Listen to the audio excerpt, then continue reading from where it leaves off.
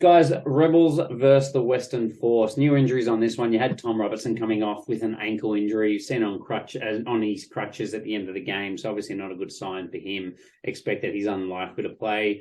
We think that Carter Gordon will be back. We're only basing that off the fact they said he had a bruise behind the knee that he'd been managing for a long time, all season really. And it basically sounds like he was probably just given the rest to make sure he was right. So expecting him back, although not confirmed. Santiago Medrano's been quiet since about round 11 or 10. I think round 10 he got pulled pre-game when we thought he was coming back from a rib injury. So those generally, they are a bit hit and miss, but that's a long time now. I think you might see him come back. Particularly with Tom Robertson gone. Yeah, so I think that might push him in. And then Isaac Rodder has said that he was aiming to play last week. They think he's likely back this week. So he's a big inclusion for them. I hope we get to see him have a run. Off the bench, do you think, or do you think we see him straight in? I reckon straight in.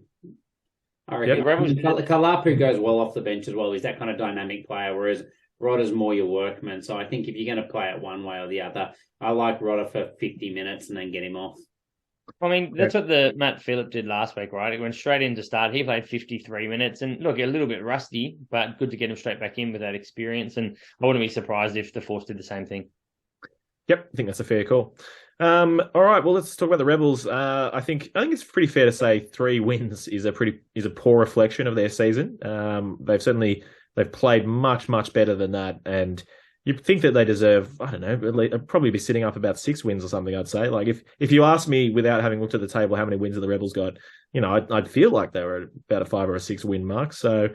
I think this will be a game they're really targeting. Yes, the Force did upset the Brumbies Pups or the Brumbies Foals team, as we talked about. But this game's at home in Melbourne.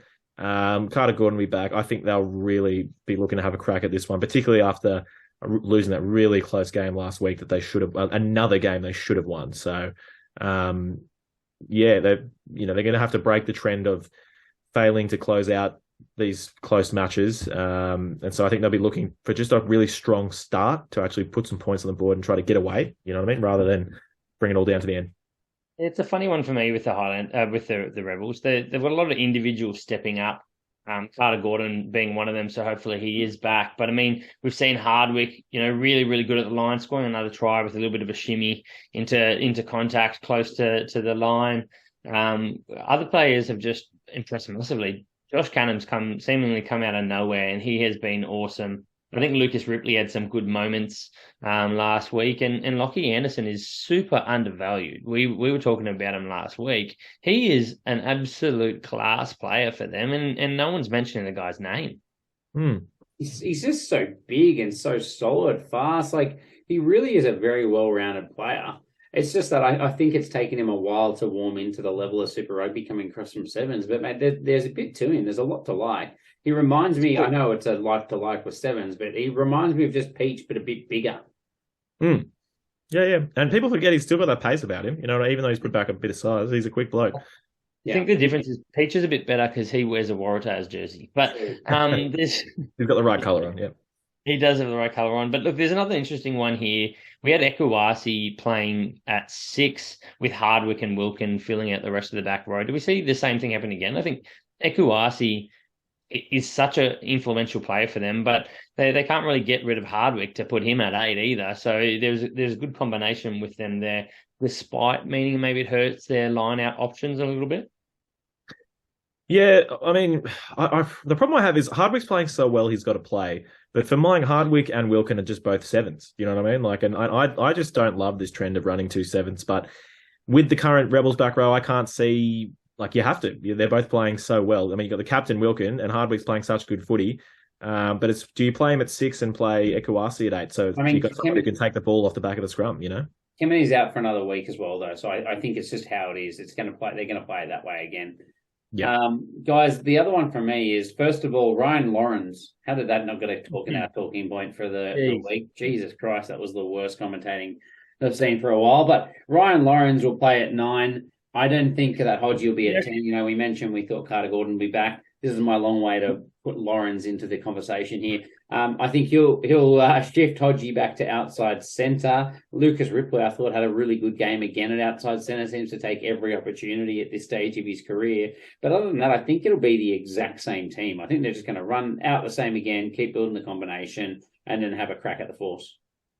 Yeah, I think spell out the Lowrens joke, actually, by the way, because it took me a second to realise what you're talking about. But oh, mate, who was the commentator over at over in New Zealand when Ryan Lowrens, every single time he got the ball, the commentator would call him Ryan Lawrence.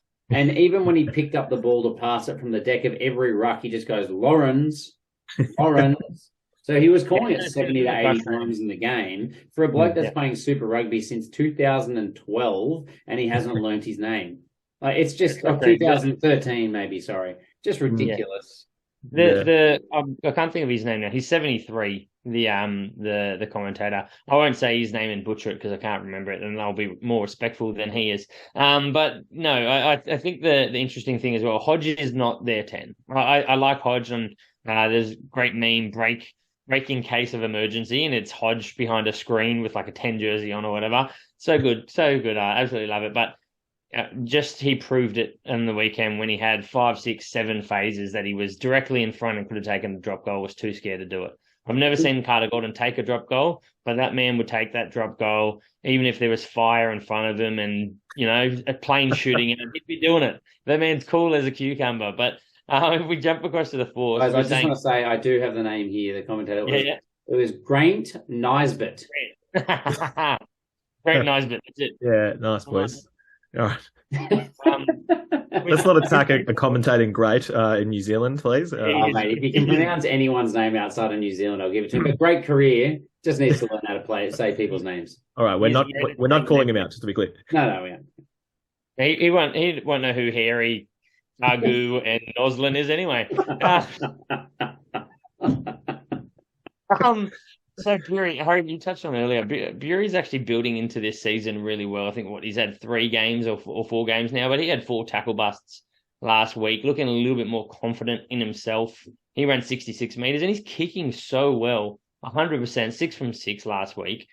I think it shows that there is something to, giving a player a little bit more time in shoot shield and letting them, build some confidence and a bit more experience before throwing them in. And I say that despite the man opposite him probably being Carter Gordon, we love so much more. But I think it is good to see someone coming through that pathway and earning it like he has. Yeah, look, I think similar to the Western Force for me, to the Rebels for me, the Western Force, I just don't see there being a lot of changes. I think Isaac Rodder is the one that we mentioned before, Medrano in for Tom Robertson. Otherwise, I think they'll just try and pull the exact same side out again.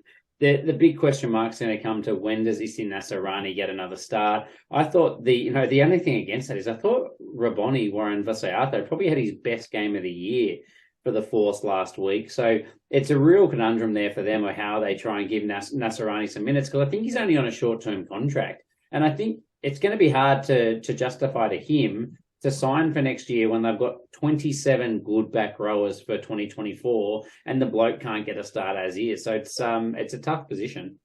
Look, I've got the answer for you. We just said Vosayato had his best game since coming back. 0 defenders beaten. 0 line breaks, 0 offloads, 0 any stat other than 13 tackles, missing 1. No, I appreciate that's just stats. His meters through contact and getting them front football was excellent.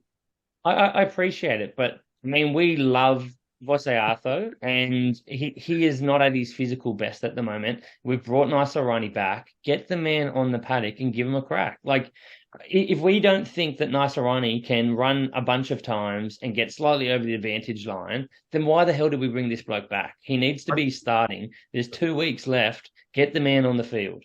I think the main reason I see it for is because Naisarani, when he was re-signed with the team, his first week for the Force, they did start him straight out of the gate, and he didn't have a very good game. So I think just from that, maybe Cron just had such high expectations, and then not seeing Naisarani just perform peak straight out of the gate kind of set him back a bit. Went, fine, you're back to the bench, mate.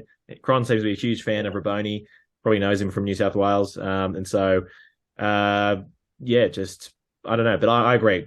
I want to see some more Nazarani. Let him build back into the season because he's surely a long term option, and he's who you go to for game line. You know what I mean? So, who are you picking, boys? Targi? What are we doing? Rebs Force. I'm picking the Rebs at home. Carter Gordon. I'm going to pick it by. Oh, just deciding how generous I'm going to be to the Rebels. I'll say it's a close game. I'll say Rebels by 6. Yeah, look, I'm going to think it's pretty much a flip of what happened last time. I think the Rebels are going to get it done, and they're going to win by 5. Harry's got the line. The line, I don't know what the line is. The line is 5.5. I actually had the Rebels by 6 as well. So you jerks have ruined me. I'm going to go Rebels by 4. Outlier. Wow. Good job. I got the outlier with 6. Love that. Yeah, I just don't see it blowing out to a full converter try, to be honest. But guys, let's go to the Saturday game. If there's 3 people doing tips, 2 are outliers, mate. Yeah, and he's one of them. Give the guy a break. Outlier.